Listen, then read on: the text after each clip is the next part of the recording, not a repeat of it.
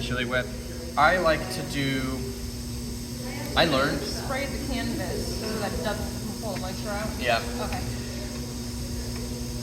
I learned to pull them directly off the cup. And I've evolved over time to come up with my own way to try and get this kind of, it's almost exaggerated proportions. And so what I do is I hand build a lot of it and then I finish it on the cup with some water so that you get a really similar look to it being thrown.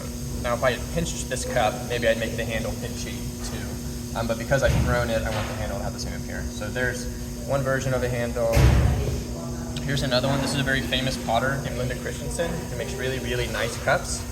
And you can see how like dynamic that shape is inside. It really looks like it's still wet clay, which is very hard to do, you see. And the other thing you have to think about with your handles are your attachment points. So just like the foot, when you're trimming a bowl, do you have a line? Is it really a smooth transition? Is the handle smeared in? You can see Linda Christensen very much makes a detached handle. So there's a line right where it's stuck on. She's gone as far as adding a piece of clay here at the bottom, which I think looks really good. I also tend to do detached handles, so I've just traced around a little bit. And then this is a little bit more of a folk handle, I would say, where it starts round at the top, but you can still see it gets a little thicker, and then it gets wider and flatter towards the bottom. A lot of folk pottery will have this kind of handle in a different way. So, but in order to, I'm going to show you this one right here. In order to make that, I start by just rolling a coil. And what I'm going to do is roll it very thin, just in the middle. So I use 2 fingers, I put a lot of pressure, and then I wave it out. And I be sure that I don't have a flat spot on one side. So like right there, you see how it's flat, and then down on the other side. So I flip it over and come at it from the other way. Like that. And now what I'm going to do is start to flatten it out. And as I get to the middle, I'm gonna put more pressure. And then less pressure on both ends. Flip it over and do it again. Just like always, trying to be consistent with my pressure so I don't accidentally get one spot that bulges out anywhere. So here, down.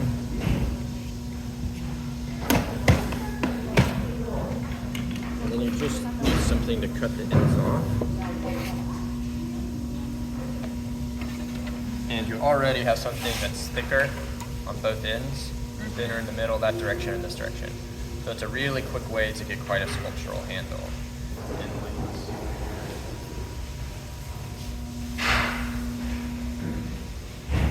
Right, you could put this on a cup really quickly and be 95% of the way there. Right, that would look okay. The other thing that when I'm making mugs, you have to decide, do you want, is it one finger handle, is it breaking the rim? Is it just down at the bottom? You know, is it the whole cup? Is it a third down? Like, figure out where you're going to put it, okay? But after I make this shape, what I then do is round the top like that, just a little bit. And I'm going to squeeze it in, so I'm trying to keep that taper. Okay. I would score, add water, and then I would also be scoring your pot, where it's going to go on both top and bottom attachments. Then kind of roll it and stick it on. It's too wet for this. Just from one side. When I'm doing this, I'm really, again, I've already like got my shape really close. The last thing I want to do is like squeeze too hard. I'm trying to keep even edges, okay? You're gonna give it a firm press without. Yeah, it's really, your it's like holding and supporting it and pushing it forward, not like pinching it to push it forward. So now, well, the other thing you don't ever want to do is like don't let it back and forth. It wants to crack. Just really want to bend it one time. Now I need water. And more water is better here. I don't think I'm gonna. So just like throwing, I'm just trying to avoid friction. And there's 2 hand motions. One is going to be 2 fingers like this to make it thinner, this direction. The other is just a circle to make it thinner in the middle and then less at the bottom. And you always want to be sure that you do it on both sides. So is that circle doing more pressure on the sides and less on the flat surface? Yeah, exactly. So I'm just reiterating that shape, and because I've done most of my work through hand building, I'm just gonna give it this look as if it was full. Now there's a lot of things you could do here. You'd come back to the edges, and I'm not slipped and scored on here, so I have to be careful. And kind of taper the edges down a little bit. And then blunt them. Sometimes if you're careful, you can start to make this spine, which is what like Linda Christensen has on her mug here. So I'm pushing out with my finger behind and back and forth and just being really careful. Whatever I do, I'll probably give it like one final push to clear all the slip off of. Now, Okay, so that's cool. So that's how you get kind of that, like that thumb depression that you oftentimes have at the top. Yeah. And it's nice because it actually it makes slightly more, even more complex shape because now the back is concave and it pushes out right here. Does that make sense? So, and I'm not sure how she's doing it, but now I'm just going to flip it one time.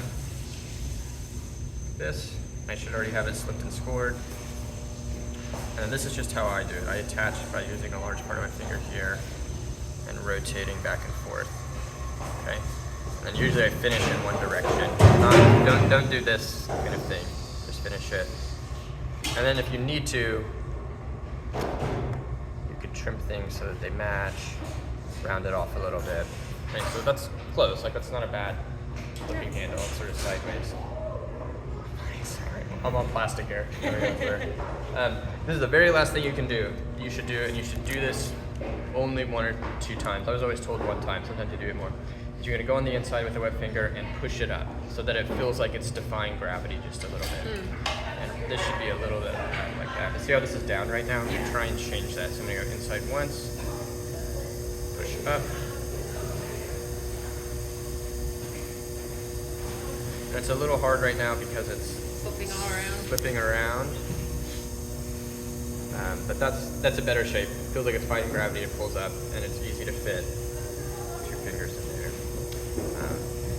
So that's usually what I do, and I think that's going to honestly give you a handle that's 90% better than most handles that exist. I think that's also really versatile for changing the shape and the way you can attach it. Yeah, if you handled it close and then